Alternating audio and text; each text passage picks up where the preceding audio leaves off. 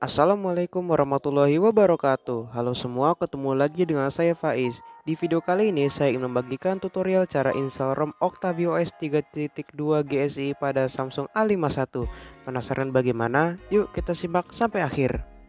Nah, jadi sekarang pada awalnya HP saya ini sudah di root ya, dan sekarang pakai Megis V2.3.0. Dan kalau untuk softwarenya sendiri di sini saya pakai One UI versionnya adalah 3.1, dan untuk keamanan patch Androidnya adalah di patch November 2021. Dan di sini ada beberapa bahan yang perlu kalian siapkan untuk melakukan install ROM. Nanti untuk bahan-bahannya insya Allah akan saya taruh di kolom deskripsi. Nah, jadi untuk bahan-bahan ini saya taruh di external storage saja, boleh di SD card atau di OTG, cuma saya di SD card aja karena nanti kita akan melakukan format data. Dan di situ kalian buat satu folder untuk menyimpan bahan-bahannya itu. Di sini contohnya saya beri nama foldernya ROM. Nah, di sini ada 3 bahan yang diperlukan. Yang pertama adalah tentunya ROM sendiri, karena ini GSI maka ini adalah sistem image ya. Nah, nanti pas kalian download ROM-nya itu format belakang tuh img.exe. Lalu kalian ekstrak menggunakan aplikasi RAR, bisa kalian install di Play Store atau aplikasi 7zip untuk di Windows atau PC. Nanti file img-nya kalian ambil dan di rename menjadi system.img. Setelah itu kalian butuh namanya disable DM Verity dan juga Condo Flasher untuk flash system image-nya nanti. Oke, cus, kita lanjut untuk proses instalasi ROM-nya. Kita akan langsung masuk ke recovery mode-nya dulu.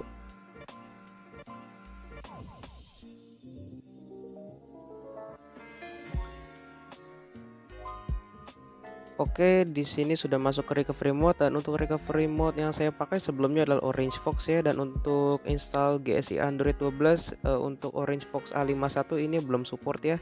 Kita akan langsung flash TWRP yang IMG nih ya, 3.5.2. Langsung di flash saja, partisinya kita pilih yang recovery.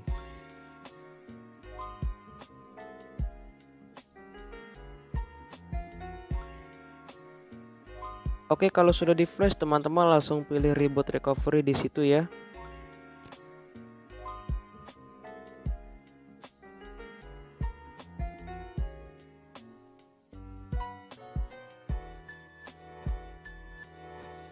Nah, oke teman-teman, di sini sudah masuk ke TWRP birunya. Lalu saya turunkan brightness dulu biar nggak keterangan ya. Langkah pertama yang perlu teman-teman lakukan adalah wipe data, dalvik, dan cache ya. Internal storage nanti aja, kita format data di akhir aja dulu. Setelah itu kalian flash. Nah, habis itu teman-teman pilih install, lalu select storage yang di external storage tadi. Lalu teman-teman silahkan flash untuk disable DM Verity-nya. Pastikan untuk image file yang tadi sudah masuk. Nah, di sini langsung di flash untuk disable DM Verity-nya.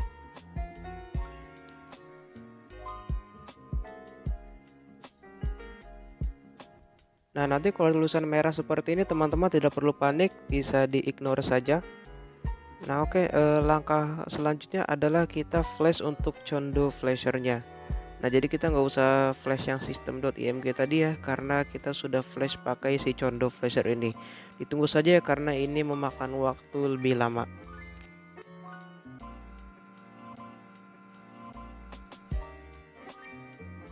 Nah, oke teman-teman, nanti kalau sudah nanti ada tulisan merah lagi ya, itu dibiarkan aja, kita bisa langsung format data. Kalian back, setelah itu pilih wipe, lalu format data, ketik yes. Setelah itu pilih checklist di kanan bawah. Nanti kalau sudah format data langsung reboot sistem aja dan tunggu sampai bootnya kelar.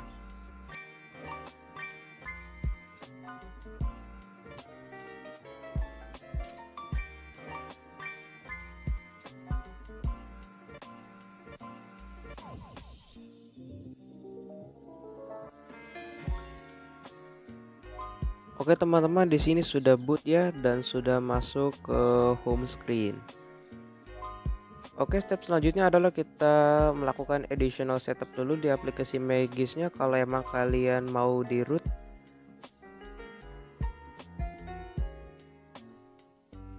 Dan jangan lupa connect ke internet, ternyata di sini saya lupa ya, hehe.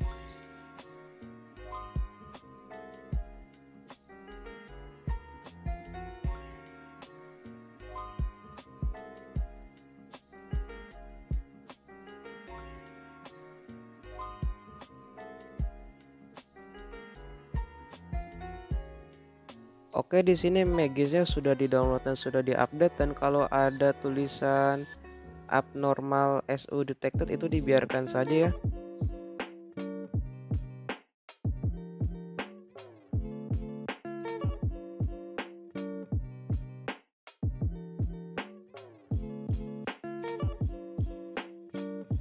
Oke, jadi urusan root sudah selesai ya, kita langsung bahas ROM-nya aja mending.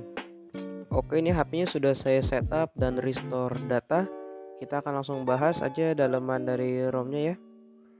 Ya, di sini saya sudah menginstal banyak aplikasi. Jadi untuk tampilan notification bar seperti ini ya, khas Android 12 pada umumnya. Kita lihat dari layar kunci dulu, dan di sini kabar baiknya sudah support in display fingerprint ya untuk OctaviOS GSI ini. Ya, di sini berjalan lancar. Kita akan lihat dulu fitur-fitur yang ada di notification panelnya. Di sini seperti biasa ada WiFi, Bluetooth, battery saver, data, dan kawan-kawan. Lalu kita geser, ada fitur lainnya seperti blue light filter, screen record, bisa mematikan akses mikrofon dan kamera. Ya, fitur Android 12 pada umumnya ya. Ada fitur lain lagi seperti extra dim, battery saver, NFC, sinkronisasi, dan lain-lain.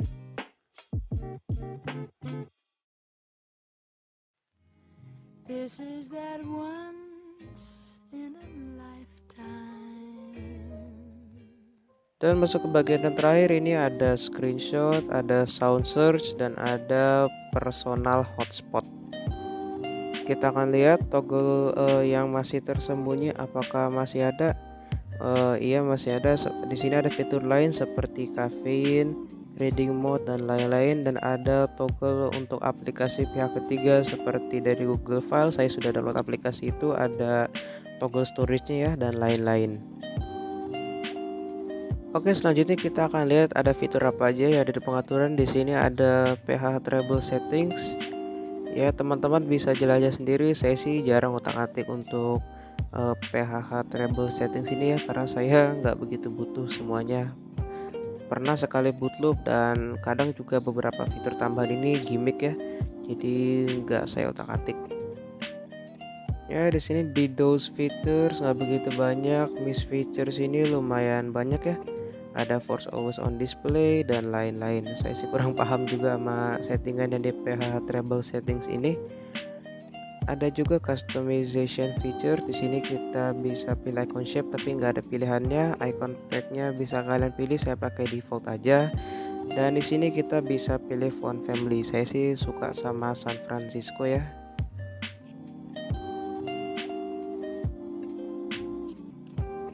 Oke, langsung kita back aja. Di sini ada owner information ya, info tentang akun saya. Di sini tampilannya cantik ya, dibuat berbeda. Ya, di sini ada network and internet, pengaturan pada umumnya, tidak ada yang spesial di sini. Dan alhamdulillah di sini sudah bisa dual SIM untuk SIM cardnya. Di sini ada connected device. Di dalamnya terdapat beberapa fitur seperti NFC, screencast, printing, dan lain-lain. Teman-teman bisa jelajah sendiri ya. Selanjutnya ada password and accounts ya. Di sini ada list dari akun-akun yang sudah didaftarkan oleh kita. Nah, di sinilah di Octavilab kalian bisa kustomisasi semau kalian. Pokoknya bebas di sini mau kustomisasi apa aja. Di sini ada status bar icon. Lalu di sini ada clock and date settings. Kalian bisa otak-atik jam yang ada di status bar mau ditampilkan atau tidak, mau menampilkan AM atau PM, terserah. Ini selera masing-masing ya, saya sih tidak menampilkannya. Lalu ada pengaturan tanggal, dan di sini kalian bisa mengatur format dari tanggalnya ya. Saya pakai yang standar aja, nggak mau kepanjangan. Contohnya pakai yang Monday seperti ini. Lalu di sini juga bisa diatur untuk date positionnya mau di sebelah mana, sesuaikan saja dengan kemauan sendiri.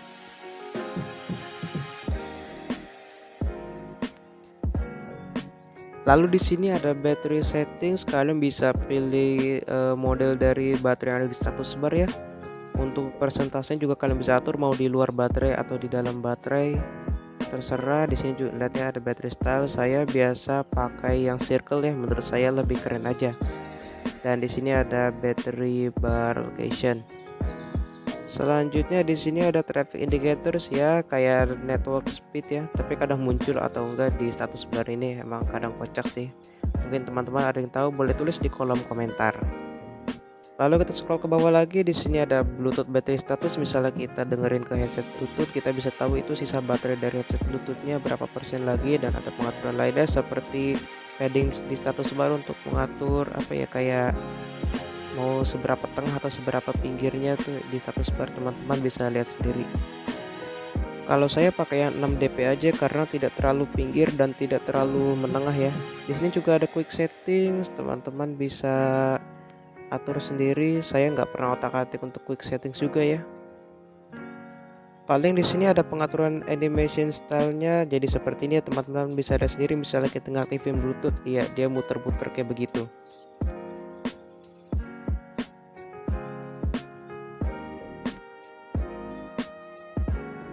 Lalu di sini ada pengaturan notifikasi, kalian bisa mengaktifkan edge lighting. Cuman kenapa di saya nggak muncul, saya kurang tahu apakah bug dari ROM-nya. Mungkin teman-teman kalau ada yang bisa menjelaskan boleh tulis di kolom komentar. Di sini ada Octavia dimming, kalian bisa ya kayak tadi ya, custom model dari baterai, sinyal, dan eye contact.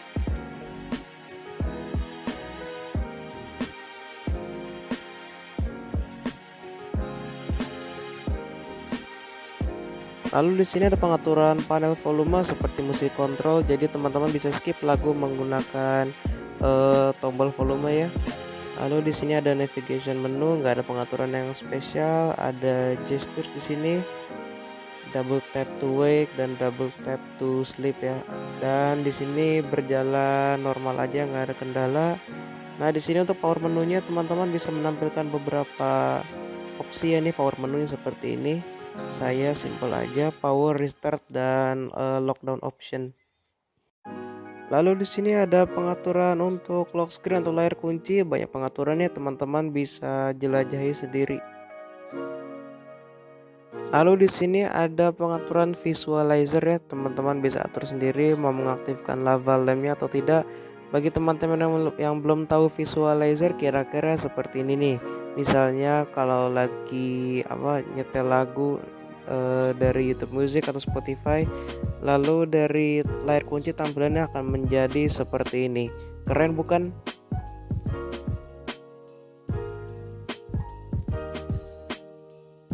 Oke, kita lanjut yuk ke pengaturan selanjutnya. Ada miscellaneous, saya kurang tahu ini buat apa, nggak pernah otak-atik juga bagian yang ini. Selanjutnya kita pergi ke wallpaper and style. Di sini nggak ada apa-apa, bahkan untuk theme icon saja belum ada ya, seperti Material You pada umumnya. Semoga nanti kalau ada update bisa ada fitur itu ya. Selanjutnya ada baterai. Di sini baterai usage entahlah goib kemana, mungkin masih bug kali ya. Di sini kita bisa atur aplikasi mana yang ingin dilimit untuk usage baterainya. Setelah itu ada pengaturan sound atau suara ya, pengaturan pada umumnya ya, ada volume dan lain-lain. Teman-teman bisa lihat sendiri di sini. Tadi kelewat ya, kita belum ke pengaturan display atau layar. Di sini pengaturan layar pada umumnya. Ada live display, lock screen, screen timeout, font size, display size. Ada pengaturan warna layar juga, saya pakai adaptif. Lalu untuk RGB-nya juga bisa kalian atur sendiri. Saya lebih suka warna yang warmnya supaya lebih adem di mata. Di sini juga ada fitur lainnya yang bisa teman-teman jelajahi nanti. Lalu selanjutnya ada storage. Untuk storage sudah kepakai 22 GB, termasuk irit kata saya untuk storage-nya karena ini stok Android ya. Teman-teman tahu stok Android pada umumnya seperti apa.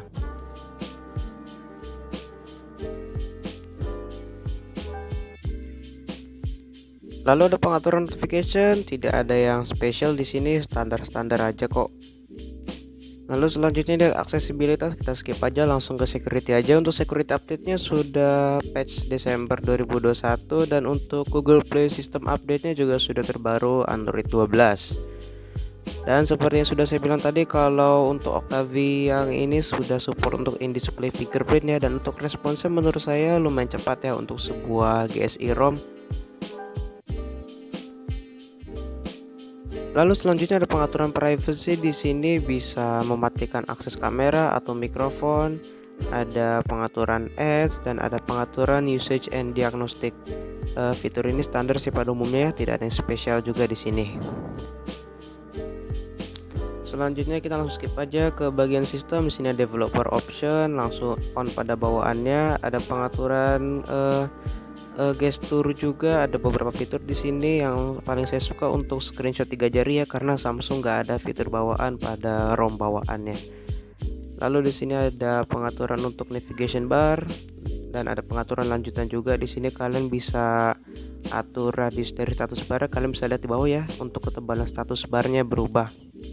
Dan di sini ada advanced gesture option ya, pengaturan lanjutannya. Saya nggak otak-atik ya. Langsung aja kita ke pengaturan about emulate device. Di sini ada device name-nya Galaxy A51 dan ada informasi email dan juga slot SIM 1 dan 2. Untuk Android versionnya sudah Android 12 tentunya ya, dengan keamanan patch bulan Desember 2021. Oke, jadi sekian untuk kalian teman-teman. Kesimpulannya adalah menurut saya ROM ini cukup oke untuk kalian ya, mungkin senang dengan kustomisasi ya. Untuk kebutuhan sehari-hari udah oke, animasinya lemes dan tampilan juga fresh menurut saya Android 12 ini ya. Oke, sekian untuk kali ini, semoga bermanfaat, dan kalau kalian suka dengan video ini boleh like dan share ke teman kalian, juga jangan lupa subscribe channel saya. Sampai ketemu lagi di lain waktu. Wassalamualaikum warahmatullahi wabarakatuh.